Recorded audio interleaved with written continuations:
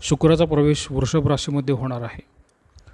शुक्र व हर्षल यांची युती होत आहे आणि त्याचा मीन राशीवर काय प्रभाव असेल, मग ह्या संयोगाचे आपण आता ज्योतिषशास्त्रीय विश्लेषण बघूया। ग्रहस्थिती काय सांगते मित्रांनो, की शुक्र आणि हर्षल यांची युती मीन राशीपासून तृतीय स्थानातून होऊन जाईल आणि शनी तर तुमच्याच राशीमध्ये म्हणजे मीन राशीमध्येच तो आहे, म्हणजेच त्याला आपण प्रथम स्थान असं म्हणत असतो। मग ह्यामध्ये या शनीची दृष्टीसुद्धा वृषभ राशीवर आलेली आहे, म्हणजेच तुमच्या त्या शुक्रावर येणार आहे, शुक्र आणि हर्षल युतीवरती येणार आहे। म्हणून ह्याचा प्रभाव मीन राशीच्या मानसिकतेवर फारच सखोलपणे होताना आपणास दिसून येईल। वृत्तीमध्ये काही बदल होतात बघा, कारण की शनी तुमच्याच राशीतून जात आहे, तर तो व्यक्तीच्या वर्तनशैलीवर, शरीरावर, निर्णय क्षमतेवर आणि मनोबलावर एक प्रभाव आणतो। मीन राशी ही मूळतः भावनाशील, कलात्मक आणि अंतर्मुख आहे। शनी इथं असल्यामुळे विचार प्रगल्भ होतील, पण गंभीर, सावध व आत्मनिरीक्षण करणारी वृत्ती निर्माण होईल बघा। त्याचवेळी तृतीय स्थानातील शुक्र हर्षल युतीमुळे तुमच्या विचारांमध्ये कलात्मकता, अचानक कल्पना, संवादात चमक येईल। पण शनीची दृष्टी त्या युतीवर असल्यामुळे या सर्जनशील ऊर्जेला विलंब होऊ शकेल किंवा शिस्तीचे बंधन येईल। संकेत आहे की तुम्हाला खूप चांगल्या कल्पना सुचतील, पण त्या लगेच प्रत्यक्षात उतरवता येणार नाही। यासाठी सातत्य आणि संयम असणं फार आवश्यक आहे। आता वृषभ राशीपासून मीन राशी तृतीय भावात येते। हा भाव जो आहे ना, तो छोटे प्रवास, लेखन किंवा कलेचा प्रसार, त्याचबरोबर भावंडांशी नाते याचा पण तो कारक आहे। शुक्र हर्षल युतीमुळे तुम्ही अचानक आकर्षक व प्रभावी बोलू लागताल बघा। लोकांमध्ये नवं व्यक्तिमत्व उभं राहील, पण शनीच्या दृष्टीने ही चमक क्षणिक होऊ शकते किंवा संवादात थोडा संकोच, विचारांमध्ये अडथळा किंवा इतरांशी गोड बोलण्यात मर्यादा पण येऊ शकतात। भविष्यसूचक काही उदाहरणं जर तुम्हाला मी सांगायचं म्हटलं, तर एखादी उत्तम कल्पना शेअर केली, पण समोरच्याने ती गांभीर्याने घेतली नाही, यामुळे मनामध्ये थोडी तुमच्या खंत निर्माण होऊ शकते। व्यवसाय असेल किंवा तुमचा कलाक्षेत्र असेल, याच्यामध्ये संधी पण आहेत आणि आव्हाने पण आहेत। शुक्र हर्षल युती तुमच्या लिखाण, संगीत किंवा यूट्यूब, ग्राफिक्स डिझाईन किंवा इतर डिजिटल क्षेत्रातील कलेत अचानक संधी निर्माण करेल, परंतु शनी स्वतःच्या राशीत असल्याने तुमचा आत्मविश्वास व निर्णय घेताना विचारांचा वेग थोडा मंदावेल बघा। ही कल्पना छान आहे, पण मी योग्य व्यक्ती आहे का हे सादर करण्यासाठी अशी शंका तुमच्या मनात येत राहील। शनी तुमच्याच राशीत असल्यामुळे मित्रांनो, शरीर जे असतं ना, ते थकल्यासारखं जाणवतं, ऊर्जा मंदावलेली थोडी वाटू शकते। विशेषतः मानसिक थकवा किंवा झोपेच्या सवयी बिघडणे आणि हर्षलमुळे डोक्याला झटकेदार वेदना किंवा विचार किंवा तणाव जाणवण्याची शक्यता मात्र असते बघा। मग याच्यामध्ये आपण या एका श्लोकाचा विचार करूया, जो बृहत्पराशरी होराशास्त्रामध्ये दिलेला आहे, की शनी स्वलग्ने स्थितो दीर्घायुः स्थैर्यदायकः परम नित्य मनालस्यम ददातीच विचारशीलताम। अर्थ असा आहे की शनी जर स्वतःच्या राशीत किंवा अन्यथा तो लग्नस्थानी असेल, म्हणजेच तो सध्या मीन राशीमध्ये आहे, तर तो जातकाला दीर्घायुष्य देतो, म्हणजेच शरीर टिकवण्याची क्षमता त्याची वाढत जाते। ह्याचबरोबर मित्रांनो, स्थैर्य येते, म्हणजे विचार करताना आणि निर्णय घेताना व्यक्ती घाई न करता परिपक्वतेने विचार करण्याची वृत्ती निर्माण करतो बघा तो शनी। आळस टाळण्याची मात्र प्रवृत्ती आणि विचारपूर्वक वागण्याची नितांत तो गरज शनीच देतो तुम्हाला।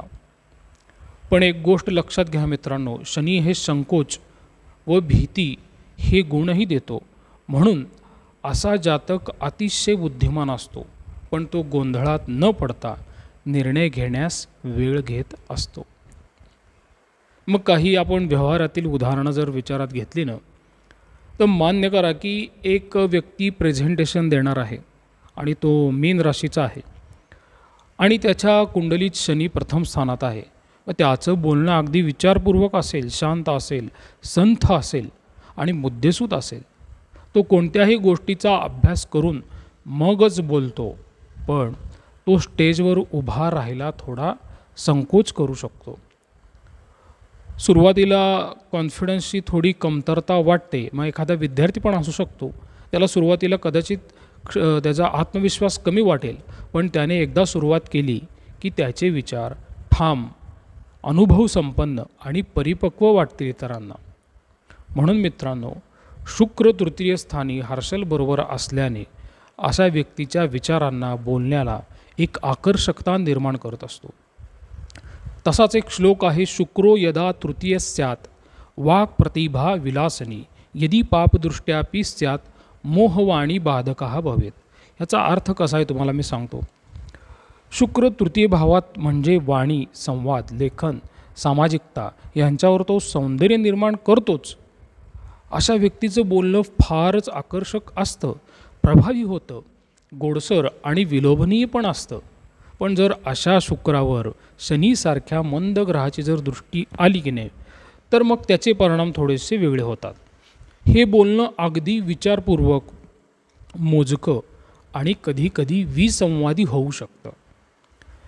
म्हणजे त्या बोलण्याचा तुमच्या चर्चेशी फारसा काही संबंध नसतो.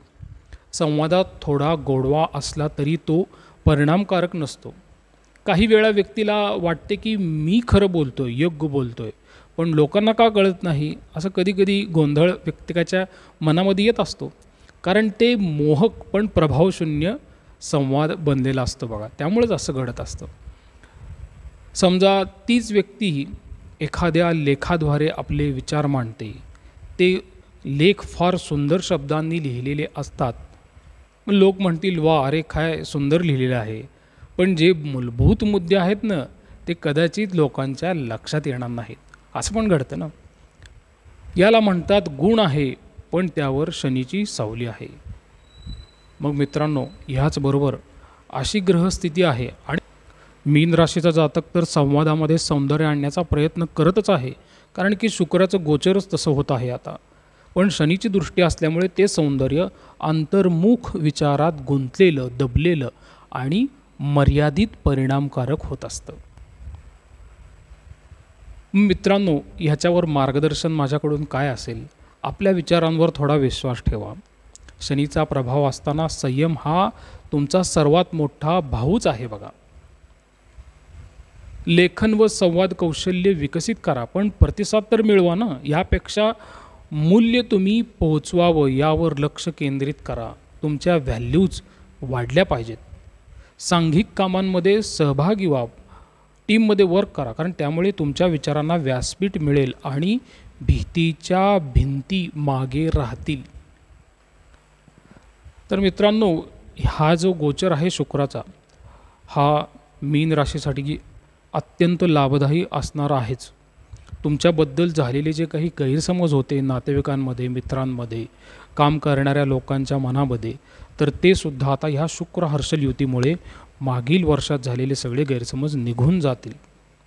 आणि जर तुम्हाला काही उपाय करायचे असतील ना, तर शनिवारी काळ्या तेलाचं तुम्ही तेल शिवमंदिरात दान करू शकता किंवा शनीचा मंत्र जाप पण करू शकता.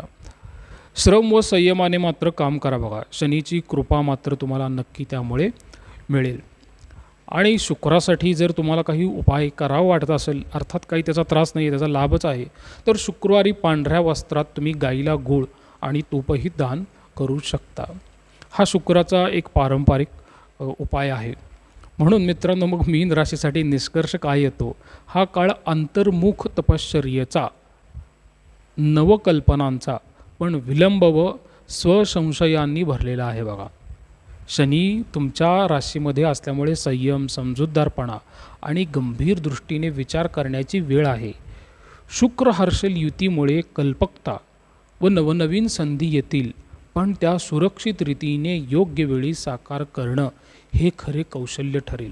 प्रसाद कुलकर्णी, पंढरपूर. श्रीराम.